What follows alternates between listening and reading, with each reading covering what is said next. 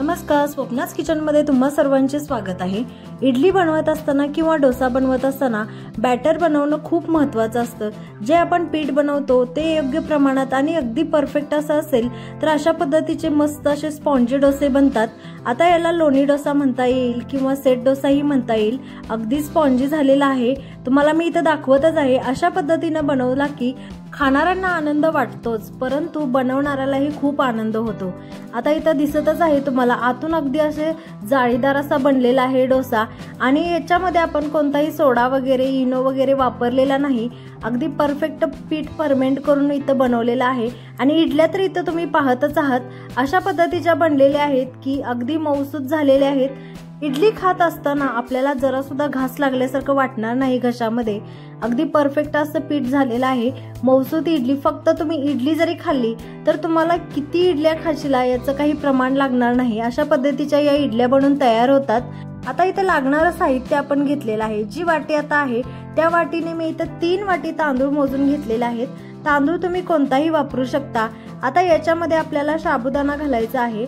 शाबू आपल्याला इथं फक्त अर्ध्या वाटीला थोडासा कमीच घालायचा आहे। 3 वाटीच्या प्रमाणात आपण इथं घेतलेलं आहे साहित्य।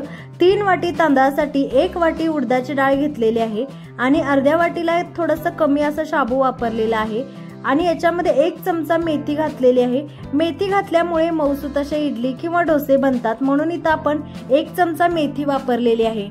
शाबू आणि तांदूळ आहेत ते आपल्याला 3-4 वेळा स्वच्छ धुवून घ्यायचे, जोपर्यंत त्याचं खराब पाणी घाण पाणी निघून जात नाही तोपर्यंत। आणि डाळ आहे ती मात्र आपल्याला एकदाच धुवून घ्यायची, एक पेक्षा जास्त वेळा ती अजिबात धुवून घ्यायची नाही। आता इथं मी सकाळी भिजत घातलेला आहे, म्हणजे किमान इथं 7 ते 8 तास इथं भिजवून घेतलेला आहे डाळ तांदूळ मी, आणि नंतर संध्याकाळी बारीक करायला घेतलेला आहे। शाबू ही अगदी परफेक्ट भिजलेला आहे, टमटमीत असा फुगून झालेला आहे। आपल्याला याचे वाटत असताना याच्यामध्ये डाळीचं जे पाणी आहे तेच वापरायचं, तांदळाचं पाणी आपण इथं फेकून देणार आहे। पहिल्यांदा तर इथं मिक्सरच्या जारमध्ये मी डाळ वाटून घेतलेली आहे। अगदी बारीक स्मूथ अशी पेस्ट बनवून घ्यायची डाळीची। पीठ बारीक करत असताना मात्र आपल्याला इथं डाळीचंच पाणी वापरायचं, तांदळाचं पाणी नाही वापरायचं। तर डाळ पूर्णपणे बारीक करून घेतलेली आहे। परत आपण इथं तांदूळ आणि जे शाबू आहेत ते बारीक करून घेणार आहे। कमीत कमी पाण्याचा वापर करायचा आहे पीठ बारीक करत असताना। मात्र जास्त पाणी वापरलं तर आपलं पीठ फर्मेंट होणार नाही पटकन, जास्त वेळ द्यावा लागेल फर्मेंट करण्यासाठी आणि नंतर आपल्याला मग पीठ फुगण्यासाठी सोडा किंवा इनोचाही वापर करावा लागेल, म्हणून इथं आपल्याला कमी पाण्याचा वापर करून करायचा आहे। आता इथं अर्धी वाटी मी पोहे भिजवून घेतलेले आहेत, तेही याच्यामध्ये आपण वापरणार आहे। शाबू आणि पोहेचे प्रमाण तेवढेच वापरलेले आहे इथं मी, अर्धी वाटी। आता पोहे बारीक करून पिठामध्ये मिक्स करून घ्यायचं आणि थोडं आपल्याला इथं फेटून घ्यायचं आहे पीठ। एका बाजूने असं चमच्याच्या मदतीने फेटून घेऊ शकता किंवा तुम्ही हातानेही फेटून घेऊ शकता। थोडंसं पीठ हलकं करण्यासाठी आपल्याला हे एकसारखं फेटावं लागणार आहे। साधारणतः आपल्याला इथं 5 ते 7 मिनिटं फेटून घ्यायचं आणि नंतर झाकून ठेवून हे फर्मेंट करण्यासाठी आपल्याला ठेवून द्यायचं आहे रात्रभर। आता साधारणतः रात्रभर म्हटलं तर आपल्याला 10 तास तर होतातच। 10-12 तास फर्मेंट झालं की परफेक्ट असं कन्सिस्टन्सी तयार होते। आता इथं तुम्ही पाहतच आहात असे मस्त असं पीठ बनवून तयार झालेलं आहे। ज्यावेळेस आपण फर्मेंट ठेवायला घेतलेलं त्यावेळेस थोडंसं पातळसर असं वाटत होतं। आता हे फर्मेंट झाल्यानंतर अशा पद्धतीचं पीठ बनवून तयार होतं। अगदी परफेक्ट असं पीठ बनलेलं आहे। आता एकदम बारीक स्मूथचं पीठ वाटून घेतलं की अशा पद्धतीचं पीठ बनवून तयार होतं। आता याच्यामध्ये चवीनुसार मीठ टाकून घ्यायचं आहे। आता इथं मी 2 चमचे मीठ टाकून घेतलेलं आहे। तुम्ही पिठाची क्वांटिटी केवढी आहे तेवढ्या प्रमाणात मीठ टाकून घेऊ शकता। आता मीठ टाकल्यानंतर आपल्याला परत मिक्स करून घ्यायचं आहे।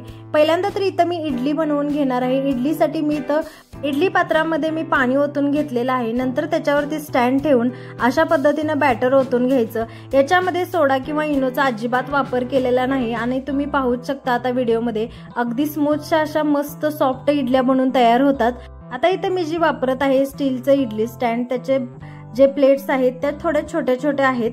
आता तुमच्याकडे जे आहे ते जर मोठं असेल तर इडल्या अशा मस्त मोठ्या मोठ्या होतील, परंतु इथे मी छोट्या छोट्या अशा बनवलेल्या आहेत। अगदी दिसायलाही सुंदर दिसतात आणि अशा मऊसूत अशा बनवून तयार होतात। फक्त इडली जरी खाली तरी पुरेसे होते। पुढे इडल्या सॉफ्ट बनतात। आता इथं आपण इडली पात्रामध्ये सगळं बॅटर ओतून घेतलेलं आहे अशा पद्धतीनं। परत याला झाकण लावून ठेवायचं। आता जे इडली पात्र आहे त्याची कढई आहे, त्याच्यामध्येच आपण हे स्टँड ठेवून दिलेलं आहे। आता हे 2 in 1 असं भांड आहे, कढई आहे, त्याच्यातच आपण हे स्टँड लावून घेऊ शकतो। सोबतच आपल्याला इथं सांबर वगैरे बनवायलाही सोपं पडतं। आता झाकण ठेवून आपण इथं स्टीम करून घेणार आहे। आपल्याला साधारणतः 7 ते 8 मिनिटं इथं स्टीम करून घेतल्यानंतर अशा पद्धतीने इडल्या फुगून तयार झालेल्या आहेत। आता चेक करून घ्यायचं आहे की परफेक्ट अशा शिजलेल्या आहेत की नाहीत। चाकूच्या मदतीने मी इथं चेक करून घेत आहे। परफेक्ट अशा इडल्या आपल्या बनवून तयार झालेल्या आहेत। तुम्ही या इडल्यांसोबत सांबर किंवा आपली जी ओल्या खोबऱ्याची चटणी असते जी नेहमी बनवली जाते तीही खाऊ शकता। परंतु इथं मी जो मसाला असतो इडली सोबत खाल्ला जातो त्याची रेसिपी ही तुमच्याबरोबर शेअर करत आहे।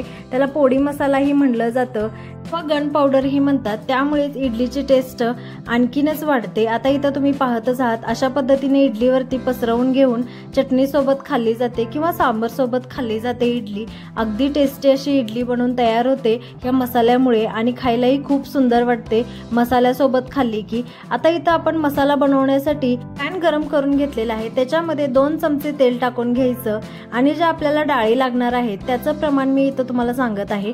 1 वाटी आपण जर इथं उडदाची डाळ वापरली तर त्याच्यासाठी आपल्याला अर्धी वाटी हरभऱ्याची डाळ वापरायची आहे। परंतु इथं मी अर्धी वाटी उडदाची डाळ वापरलेली आहे आणि 1/4 भाग वाटीचा इथं हरभऱ्याची डाळ वापरणार आहे। आता तुम्ही तुमच्या गरजेनुसार प्रमाण वापरू शकता। 1 वाटीस अर्धी वाटी असं हे प्रमाण डाळीचं घ्यायचं आहे आपल्याला। इथं डाळ अगदी आपल्याला लालसर रंग होईपर्यंत भाजून घ्यायची आहे। पूर्ण डाळीचा कलर हा चेंज झाला पाहिजे। आता त्याच्यानंतर इथं आपण अर्धी वाटी तीळ वापरलेला आहे, पांढरं तीळ मसाल्यामध्ये। थोड्या प्रमाणात उडदाची डाळ वापरलेली आहे तेवढ्याच प्रमाणात इथं पांढरे तीळ वापरायचे आहेत। आता इथं सर्व जे साहित्य आहे आपल्याला ते अगदी खरपूस असं भाजून घ्यायचं आहे, जेणेकरून मिक्सरमध्ये आपण ज्यावेळेस पावडर बनवणार त्यावेळेस व्यवस्थित अशी डाळ बारीक झाली पाहिजे। अशा पद्धतीने आपल्याला इथं डाळ खरपूस अशी भाजून घ्यायची। नंतर त्याच्यामध्ये मी चिंच टाकून घेतलेली आहे, चिंचेमुळेच खूप छान टेस्ट लागते। आता हे आपण मिक्सरच्या जारमध्ये थंड झाल्यानंतर डाळी काढून घेतलेल्या आहेत, त्याच्यामध्ये 1 चमचा मी इथं मीठ टाकून घेतलेला आहे, अर्धा चमचा हिंग टाकलेला आहे आणि 1 मोठा चमचा लाल तिखट टाकलेला आहे। तर तुम्ही सुकलेल्या लाल मिरचीचाही वापर करू शकता।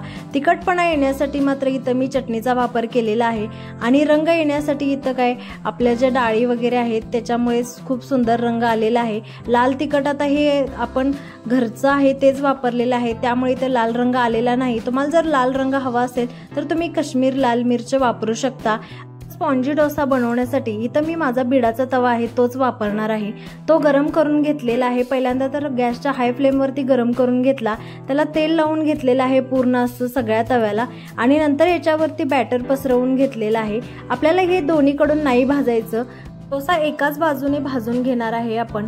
जी वरची बाजू आहे त्याच्यावरती जे आपण गन पावडर बनवून घेतलेले आहे जो मसाला आहे तो पसरवून घ्यायचा आणि नंतर त्याच्यावरती आपण असं तूप सोडून घेणार आहे।